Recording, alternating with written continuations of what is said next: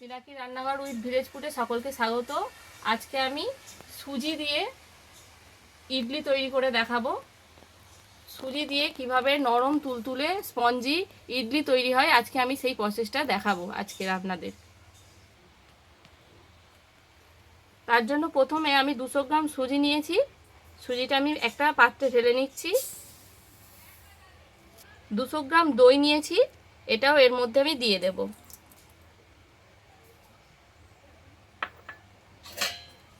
দিয়ে এটাকে আস্তে আস্তে মেশাতে হবে। এর মধ্যে পরিমাণ মতন লবণ দিয়ে দেব। দিয়ে এটা মেশাতে হবে। আমি দইয়ের বাটিতেই কিছুটা জল নিয়েছি, অল্প অল্প করে মিশিয়ে ব্যাটারটা আমি তৈরি করে নেব। একসঙ্গে অনেক জল দেবেন না, অল্প অল্প জল দিয়ে ব্যাটারটা তৈরি করতে হবে। আর এইভাবে একভাবেই ঘোরাতে হবে। আর একটু জল লাগবে, আমি দিচ্ছি। এইভাবে 10 মিনিট ভালো করে ঘুরিয়ে ঘুরিয়ে মেশাতে হবে। দেখুন ব্যাটারটা ঠিক এই রকম হবে। এবার আমি এটা আধ ঘন্টার জন্য ঢাকা দিয়ে রেখে দেব। ইডলির জন্য যে ব্যাটারটা আমি তৈরি করেছিলাম আধ ঘন্টা আগে ভিজিয়ে রেখেছিলাম, সেটা দেখুন এবারে কেমন হয়েছে। এবারে এর মধ্যে আমি ইনো মিশিয়ে নেব। আমি 200 গ্রাম সুজির জন্য 2টো ইনো ব্যবহার করেছি। 2টো ইনো ব্যবহার করছি।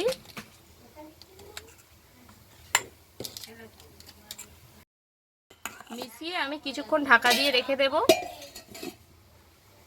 আমি ইডলিগুলো এই বাটিতে ভাপাবো, তার জন্য এই বাটিতে সাদা তেল নিয়ে একটু করে মাখিয়ে নেব। আমি 4টে বাটি নিয়েছি। বাটির গায়ে ভালো করে তেলগুলো আমি মাখিয়ে নিয়েছি। এবার ব্যাটারটা আমি খুলে দেখাচ্ছি আপনাদেরকে কেমন ফুলে উঠেছে দেখুন। এবারে আমি এই এক হাতা করে নিয়ে এই এক বাটিতে দিয়ে দেবো। বেশি দেব না, দিলে ফুলে উঠবে, তাই বেশি দেব না, অল্প দেব। আমার কাছে তো ইডলি স্ট্যান্ড নেই, তাই আমি ইডলিটা কড়াতে জলে ভাপাবো কিভাবে দেখুন। আমি তার জন্য প্রথমে কড়াই জল দিয়ে দিচ্ছি। জলটা দিয়ে ফোটাতে দিচ্ছি আর আমি ঢাকা দিয়ে রেখে দিচ্ছি জলটা ফোটালে। যে জলটা ফুটছিল আমি ঢাকা স্ট্যান্ড দিয়ে দিচ্ছি। স্ট্যান্ডটা আমি উল্টে দিচ্ছি।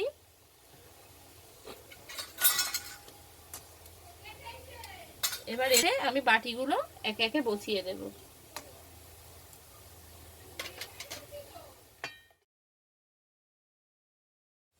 দিয়ে আমি ঢাকা দিয়ে দেব। 15 মিনিট ভাপাতে দেব। বন্ধুরা, এবারে ইডলির জন্য চাটনি তৈরি করব। আমি নারকেলের চাটনি তৈরি করব, নারকেল আর বাদাম দিয়ে। এটা এবারে কিভাবে তৈরি করছি দেখুন। প্রথমে কড়াই সাদা তেল দিয়ে দিচ্ছি। এর মধ্যে 2 চামচ ছোলার ডাল দিয়ে দিচ্ছি। দিয়ে দিচ্ছি 3টে চেরা কাঁচা লঙ্কা আর দিয়ে দিচ্ছি 1 ইঞ্চি আদা। ভাজা ভাজা হয়ে গেছে। এবারে আমি এটা মিক্সিং জারে একেবারে তুলে দেব। এর মধ্যে আমি দিয়ে দেব নারকেল কোঁচানো, দিয়ে দিচ্ছি ধনেপাতা, আর আগে থেকেই বাদাম আমি ভেজে রেখেছিলাম, সেই বাদামগুলো দিয়ে দিচ্ছি। এর মধ্যে তেঁতুল ভিজিয়ে রেখেছিলাম, এই তেঁতুলের কাঠটা আমি দিয়ে দেব এর মধ্যে।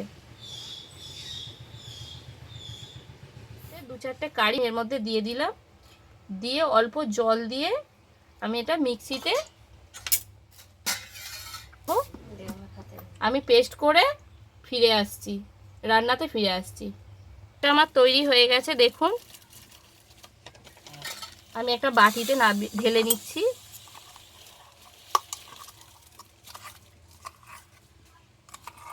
এই চাটনিটা ইডলি, ধোসা, যে কোনো পরোটার সাথেও খাওয়া যায়, খেতে খুবই ভালো লাগে। চাটনিটা একটু ঘন হয়ে গিয়েছিল, তার জন্য আমি মিক্সিং জারটা ধুয়ে অল্প জল দিয়ে আমি এটা পাতলা করে নিয়েছি। এবার কড়াই আবার সাদা তেল দিয়ে দিচ্ছি অল্প পরিমাণ। এবারে এর মধ্যে শুকনো লঙ্কা, কারি পাতা, এই অল্প পরিমাণ সর্ষে দিয়ে আমি ভালো করে ভেজে নেব। হিংটা দিলে চাটনির ফ্লেভারটা খুব সুন্দর লাগে আর খেতেও খুব ভালো লাগে। এটা গরমই দিতে হবে।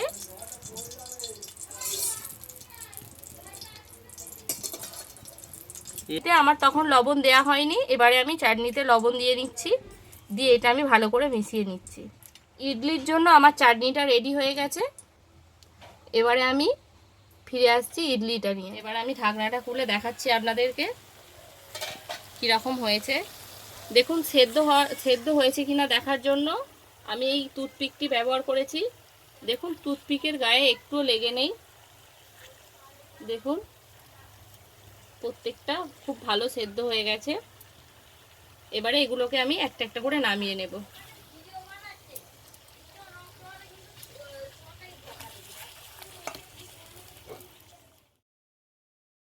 এগুলো হয়ে গেছে, কিন্তু এগুলো একটু ঠান্ডা করে তারপর আমি ঢেলে আপনাদেরকে দেখাচ্ছি। দেখুন একটা বাটি নিয়ে নিয়েছি, দেখাচ্ছি আমি কিভাবে ইডলিগুলোকে তুলে থালায় নেব। দেখুন এমনি উঠে আসছে, আমি এই চামচের সাহায্যে তবু একটু এ করে দিলাম। এ দেখুন বাটি আমি ঢালছি থালাতে, কত সুন্দর হয়েছে দেখুন, একদম নরম হয়েছে।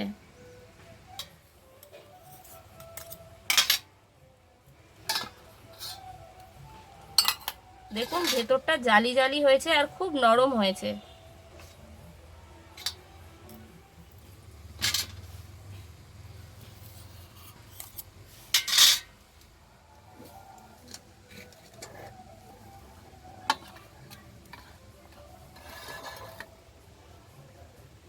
আমার ইডলি আর ইডলির সাথে খাওয়ার জন্য চাটনি পুরোপুরি রেডি হয়ে গেছে।